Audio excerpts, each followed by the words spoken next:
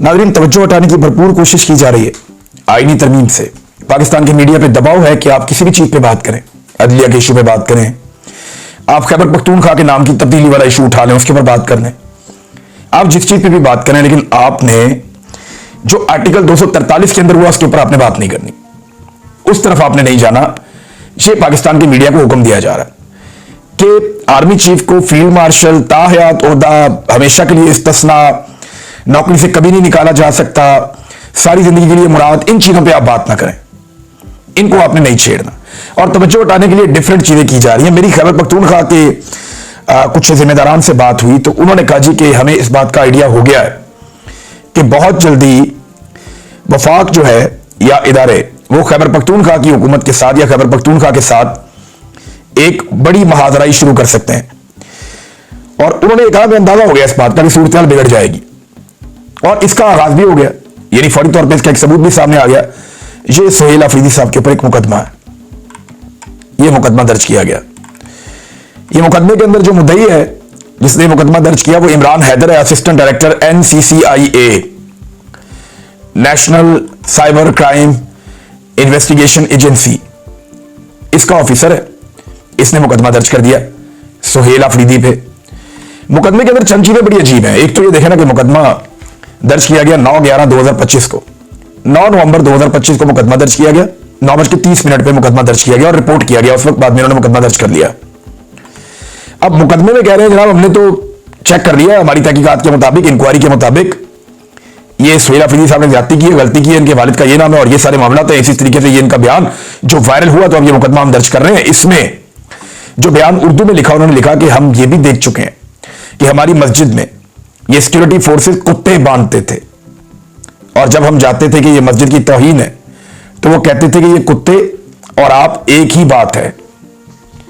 Statement भी उन्होंने इसके बाद लिखा, इसको रजिस्टर कर दिया। वज़ीर आला ने तो ये बात की करके निकल गया, लेकिन इन्होंने इसको रजिस्टर करके इसको एक FIR की शक्ल दे दी है। अब मेरी कुछ खैबर पख्तूनख्वा के लोगों से बात हुई और मुझे जो लगता है कि और सुहेल अफरीदी को ये करना भी चाहिए कि उन्हें इस मामले को यहां पे नहीं छोड़ना चाहिए। ये जो इंफॉर्मेशन है जो सुहेल अफरीदी ने दी है, सोर्सेज ही है ना जो वहां पे लोग रहते हैं, उन्होंने बताया, और वहां ये और इस जैसी और बहुत सारी कहानियां जुबान ज़दे आम है। आने वाले दिनों में आपको बहुत सारे हकायक पता चलेंगे। ये आग दोनों तरफ से लगेगी। ऐसा नहीं है कि सिर्फ एस्टेब्लिशमेंट या वफाकी हुकूमत जो है वो दबाव डालती रहेगी, ज्यादती करती रहेगी। इसका फिर तुर्की ब तुर्की जवाब भी आएगा। नौजवानों की हुकूमत है, वो अपना रद्द अमल भी देंगे, आपको नई चीजें और नए हकायक भी पता चलेंगे। ये FIR जो है ये एक तो तवज्जो हटाओ मुहिम का हिस्सा है, दूसरा मुस्तकबिल में एक टकराव की पॉलिसी खैबर पख्तूनख्वा की हुकूमत के साथ रखने का। तो होना यह चाहिए कि खैबर पख्तूनख्वा के वज़ीर आला FIR से मुलाकात करें, उन्हें अपना स्टेटमेंट रिकॉर्ड करवाएं और उन्हें कहें कि वो इस स्टेटमेंट को ओन करते हैं, ये हुआ है। और वो क्योंकि खैबर के रहने वाले हैं, वादिया तीरा के लोग, खैबर के लोग, जहां पे ये इश्यूज हैं, उन लोगों को बुला लें और FIA में उनके बयान दिलवाएं। यानी कम से कम 50 बंदों के नाम तो लिखवा सकते हैं वज़ीर आला खैबर पख्तूनख्वा FIA के दफ्तर में कि जनाब ये मेरे पास गवाह है, इनको बुला लें, ये आपको बताते हैं कि मस्जिदों के साथ क्या क्या होता रहा और किस किस तरीके से होता रहा।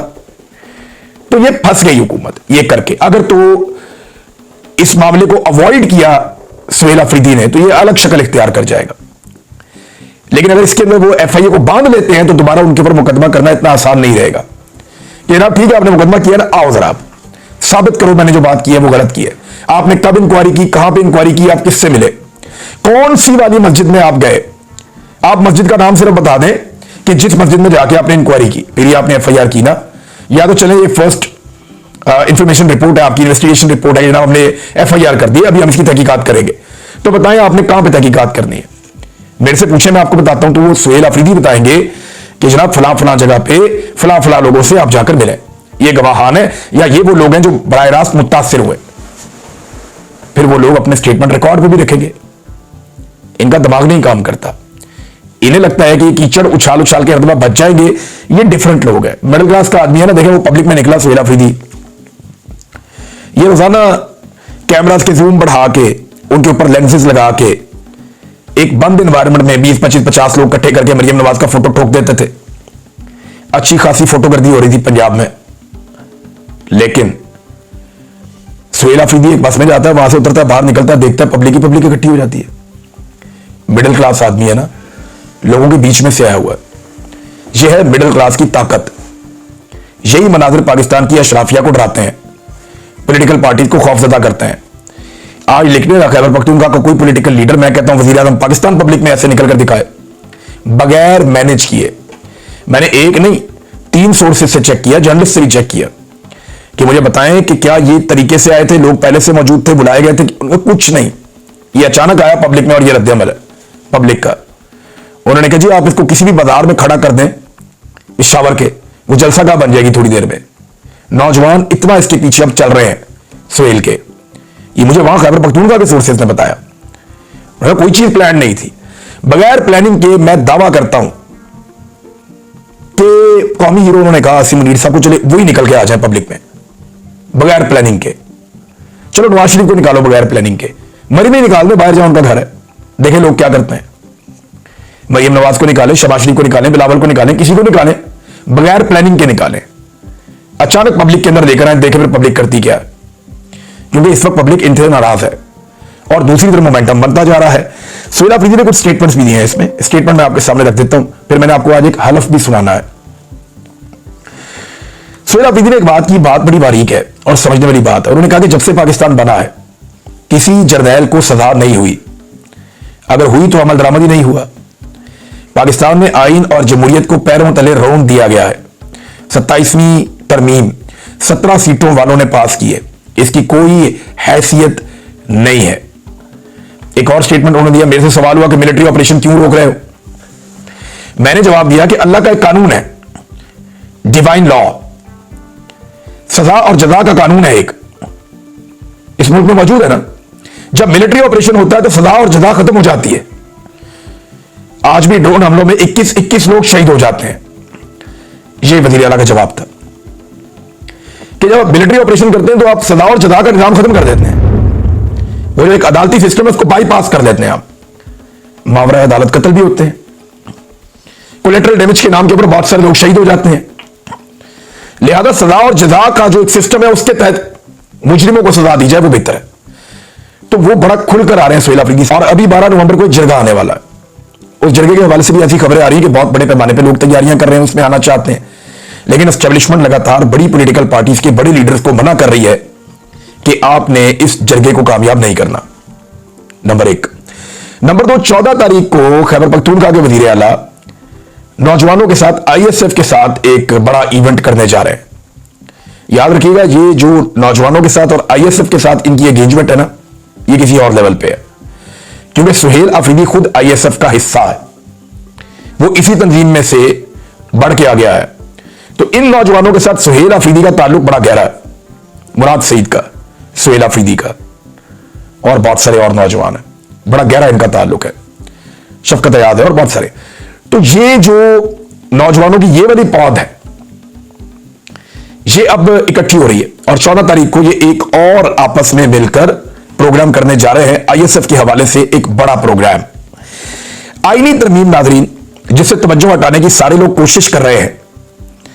इस तरमीम के हवाले से कुछ चीजें मैं आपके सामने मजीद रखता हूं। अल्लामा राजा नासिर अब्बास साहब ने एक स्टेटमेंट दिया, उन्होंने कहा जी कि इस वक्त कुछ लोगों को इस्तिस्ना देने की कोशिश की जा रही है, वो जुल्म करें, जबर करें, कत्ल करें, मरते दम तक उनसे कुछ ना पूछा जाए। दूसरा, ये जो ज्वाइंट चीफ ऑफ स्टाफ के ओहदे को खत्म करके आर्मी चीफ को तमाम फोर्सेस का सरबराह बनाने जा रहे हैं, ये ओहदा ताहयात होगा। 2019 बालाकोट में जब इंडिया ने हमला किया तो उस वक्त के आर्मी चीफ ने कहा कि जवाब नहीं देना, बाजवा ने कहा था जवाब नहीं देना, जबकि एयर चीफ ने कहा कि जवाब देंगे, फिर इमरान खान के हुक्म पे जवाब दिया गया था।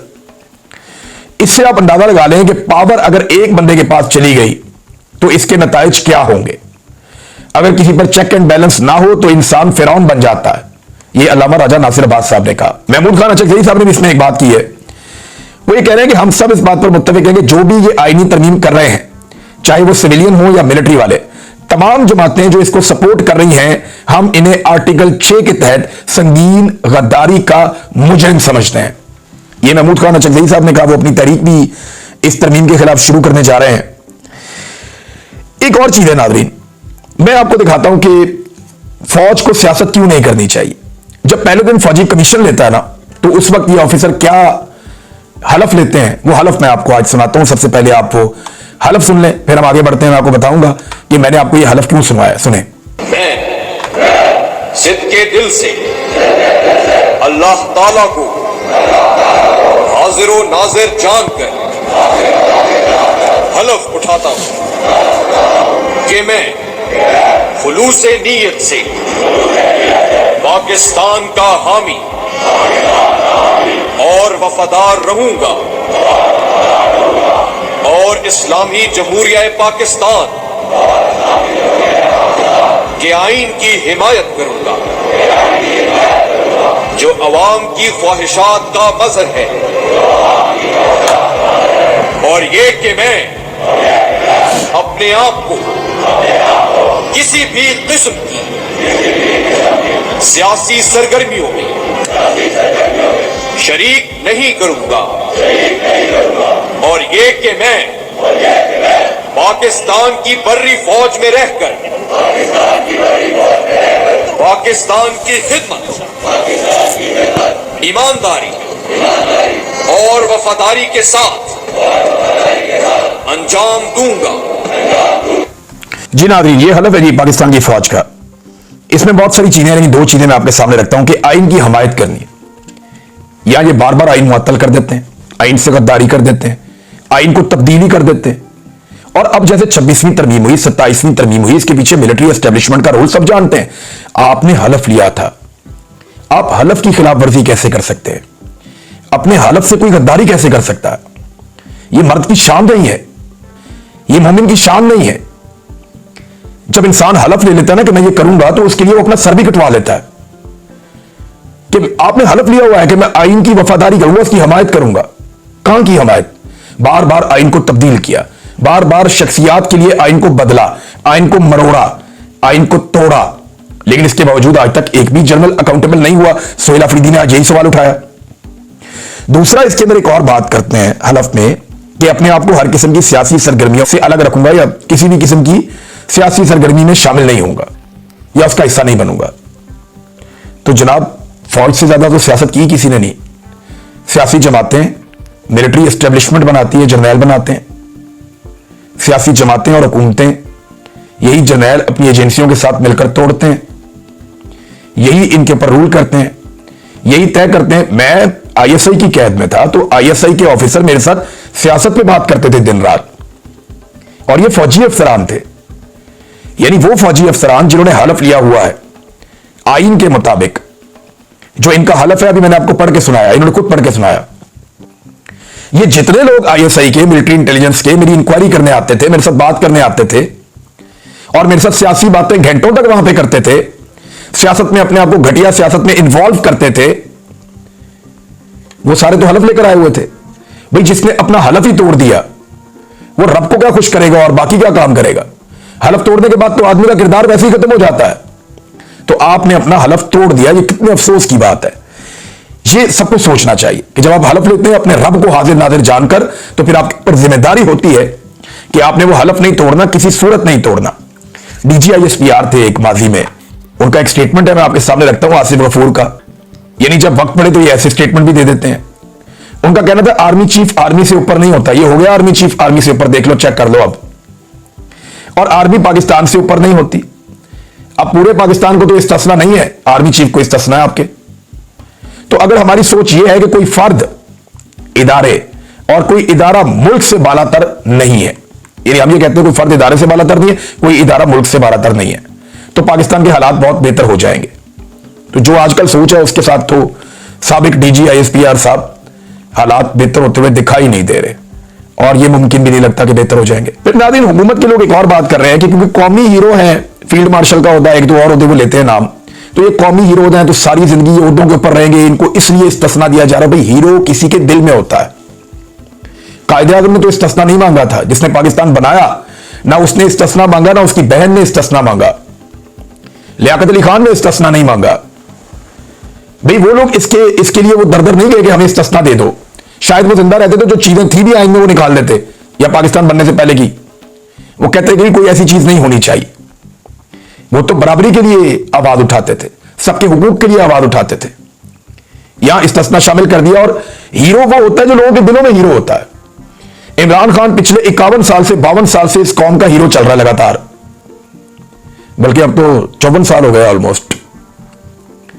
1971 में उन्होंने बतौर क्रिकेट हीरो के कौम के सामने वो आए थे। तो आज लगभग 53-54 साल हो गए हैं, इतने लंबे अरसे से एक आदमी हीरो चल रहा है,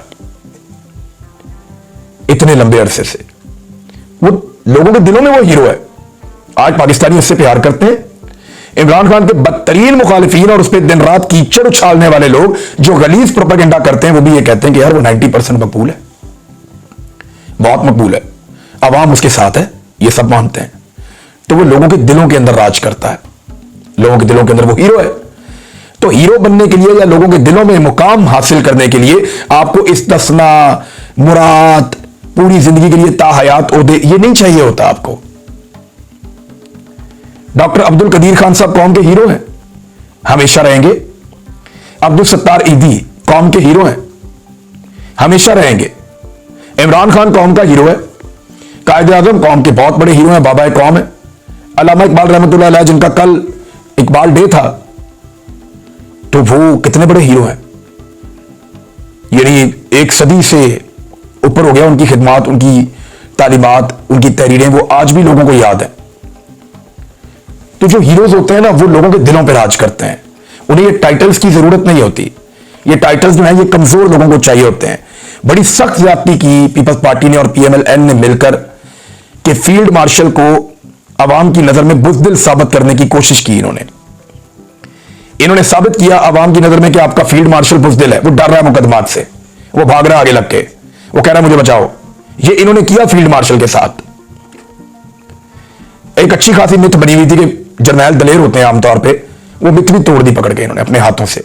फील्ड मार्शल को चाहिए कि इन चीजों को लात मारे और वो ये कहें कि मुझे ये नहीं चाहिए, ना इस्तिस्ना चाहिए, ना लंबी नौकरी चाहिए, वो ताहयात वाला वायात काम भी बंद करो, और ये जो निकालने का तरीका ये सब छोड़ो, मैं फेस करूंगा हर चीज को। क्या फर्क पड़ता है, सारी दुनिया फेस कर रही है। अगर 90-90 साल की उम्र में लोग जेलों में जा सकते हैं तो क्या प्रॉब्लम है। जनरल अमजद शुएब को भी तो बंद किया गया था ना, तो क्या प्रॉब्लम है, आप भी बर्दाश्त कर सकते हैं। अब ये तासुर जो है ये हुकूमत बना रही है। और देखिए हालात इनके ये हैं कि पीपल्स पार्टी की सेंट्रल एग्जीक्यूटिव कमेटी के इजलास में तरमीम का मुसव्वदा ही नहीं था, ये एतजाज एहसन साहब ने बताया। और उसमें यह कहा गया कि जनाब 243 फौज का अंदरूनी मामला है। भी कौन सा अंदरूनी मामला है जिसमें पूरी जिंदगी का इस्तिस्ना मिल गया, और एक आईनी अदालत बनने जा रही है। आप कह रहे हैं फौज का अंदरूनी मामला है, आपने पाकिस्तान के सिपह सलार को बुज़दिली का ठप्पा लगा दिया उनके ऊपर, यह अंदरूनी मामला है फौज का। हद हो गई वैसे, बल्कि आईन के अंदर लिख दिया ताकि सनद रहे और बवक्ते जरूरत काम आए कि जनाब हमारा सिपह सलार दलेर नहीं है। ये इन्होंने काम किया। कुछ और खबरें भी है नाज़रीन, मैं आपके साथ बाद में शेयर करूंगा, लेकिन इसमें एक चीज आपको बताता हूं कि इरफान सिद्दीकी साहब की तबीयत ठीक नहीं, सेनेटर हैं वो। कुछ लोग ये खबरें दे रहे थे कि शायद वो तरमीम में वोट ना करें। मेरी बात याद रखिएगा और लिख के रखिएगा, अगर तरमीम में एक भी वोट कम हुआ ना तो इरफान सिद्दीकी साहब को अल्लाह ताला सेहत दे, इनको व्हील चेयर पे या स्ट्रेचर पे भी लाना पड़ा तो लाके वोट ले लेंगे अगले। ये मैं अच्छी तरह जानता हूं। अब तक के लिए इतना ही, अपना ख्याल रखिएगा, अपने चैनल का भी। अल्लाह हाफिज़। बिस्मिल्लाहिर्रहमानिर्रहीम। अस्सलामु अलैकुम नाजरीन। इस वीडियो का सिर्फ मकसद आपको एक वाज़ेह और महजूज तौर पर आगाह करना है। ये कोई पॉलिटिकल प्रोपेगेंडा नहीं, ना ही किसी फर्द या जमात के खिलाफ नफरत पैदा करने का जरिया है। मकसद ये है कि अवम समझे कि ऐनी तरमीमत और फौज के सियासी किरदार से क्या खतरे पैदा हो सकते हैं, मीडिया पर किस तरह दबाव डाला जा रहा है ताकि असली मसाइल से तवज्जो हटाई जा सके, और आप अपने हक और आइन की हिफाजत के लिए कैसे सोच सकते हैं। सबसे पहले हम ये वाज़ेह करना चाहते हैं कि आर्टिकल 243 या किसी भी तरह की आईनी तब्दीलियों का असर सिर्फ फौजी इदारों तक महदूद नहीं रहता। इसका नतीजा पूरी कौम की जमहूरी हालात पर पड़ता है। जब किसी को जिंदगी भर के लिए इस्तिस्ना दे दिया जाए या चेक्स एंड बैलेंसेस कमजोर कर दिए जाएं, तो फैसले इख्तियार करने वालों के हाथों में बेहद ज्यादा पावर आ जाती है। इस वीडियो में हम ये समझाएंगे कि ये पावर इम्बैलेंस आम आदमी के बुनियादी हकूक और इंसाफ को कैसे मुतासिर कर सकता है। दूसरा नुक्ता, मीडिया और अवामी तवज्जो को डिवर्ट करने की रिवायत। ये समझना जरूरी है कि जब मीडिया पर निगरानी कम हो या दबाव हो तो अवाम को असल मसाइल से गफील रखना आसान हो जाता है। हम कुछ मिसालें देंगे कैसे छोटी छोटी स्टोरीज, सेंसेशनल हेडलाइंस या किसी फर्द के गिर्द मुलाना बनाकर असल रिफॉर्म्स और आईनी मसाइल को छुपा दिया जाता है। आपको यह मालूम होना चाहिए कि किस तरह से इंफॉर्मेशन फ्लो को मैनिपुलेट करके पब्लिक ओपिनियन बनाया जा सकता है। तीसरा, खैबर पख्तूनख्वा से वकियात की बुनियादी खुश्क दिमागियों का जिक्र। वो लोग जिन्होंने लोकल सोर्सेज से बढ़ के उनका कहना है कि वहां के हालात मेहनत और जाज्बे से बदल रहे हैं, लेकिन यह भी मुमकिन है कि कुछ लोग इस मोमेंटम को पॉलिटिकल लेवरेज बनाने की कोशिश कर रहे हों। इस वीडियो का मकसद ये बताना नहीं कि कौन सा साइड सही है, बल्कि ये वाजे करना है कि जब लोकल अवाम खुद से ऑर्गेनाइज होती है तो उनका वॉइस हुर्मत और हक के लिए मजबूत साबित हो सकता है। लेकिन इस प्रोसेस में ट्रांसपेरेंसी और लेजिटिमेट लीगल चैनल्स की अहमियत को नजरअंदाज नहीं करना चाहिए। चौथा, तहकीकात और अकाउंटेबिलिटी की अहमियत। जब किसी पर इल्जाम लगता है, चाहे वो फौजी अफसर हो या सिविलियन, तो उन इल्जामात की प्रॉपर इन्वेस्टिगेशन और पब्लिक रिकॉर्ड बहुत जरूरी है। अगर किसी शख्स ने डॉक्यूमेंट्री सबूत या गवाहों के जरिए केसेस दर्ज करवाए हैं तो उनको लीगल सिस्टम तक ले जाना चाहिए ताकि मुद्दा कोर्ट में रिजॉल्व हो। यह सिर्फ एक फाड़ का फैसला नहीं, यह कौमी मसला है कि हम अपने इंस्टीट्यूशंस को अकाउंटेबल बनाना सीखें। पांचवा, जवानन की रोल और उनकी जिम्मेदारी। आज के नौजवान ज्यादा अवामी, ज्यादा आगाह हैं। उनका जवानी एनर्जी पॉजिटिव चेंज का जरिया हो सकता है, लेकिन जरूरी है कि वो भी आईनी हदों और कानूनी तरीकों की इज्जत करें। किसी भी मास मोबिलाइजेशन का नतीजा तब बेहतरीन होता है जब वो पीसफुल, लॉ अबाइडिंग और वेल इन्फॉर्म्ड हो। आखिरी खास बात, क्या करना चाहिए? हम आपको कुछ सीधे अमल पजीर स्टेप्स बताएंगे। 1. इंफॉर्मेशन वेरीफाई करें, रूमर्स पर अमल न करें। 2. अगर आपके पास गवाही या सबूत है तो लीगल चैनल्स, FIA, कोर्ट्स या रेलेवेंट बॉडीज का रुख करें। 3. मीडिया को अकाउंटेबल रखें, रिलायबल सोर्सेस चेक करें और सेंसेशनलिज्म से दूर रहें। 4. अपनी कम्युनिटी में अवामी तलीम और डायलॉग बढ़ाएं। 5. डेमोक्रेसी और आइन की हिफाजत के लिए पीसफुली आवाज उठाएं। क्लोजिंग में एक दावत। हमारा मकसद सिर्फ आपको हकाइक से आगाह करना और सोचने पर मजबूर करना है, ताकि आप अपने फैसले इल्म, दलाइल और आईनी बुनियादों पर कर सकें। यह वीडियो किसी भी शख्स या जमात की पर्सनल बेइज्जती का जरिया नहीं। अगर आपको ये पसंद आए तो चैनल को सपोर्ट करें, सच्चाई को आगे फैलाएं और हर फैसले से पहले सोच समझ कर अमल करें। अपना ख्याल रखिए, अपने चैनल का ख्याल रखिए। अल्लाह हाफिज।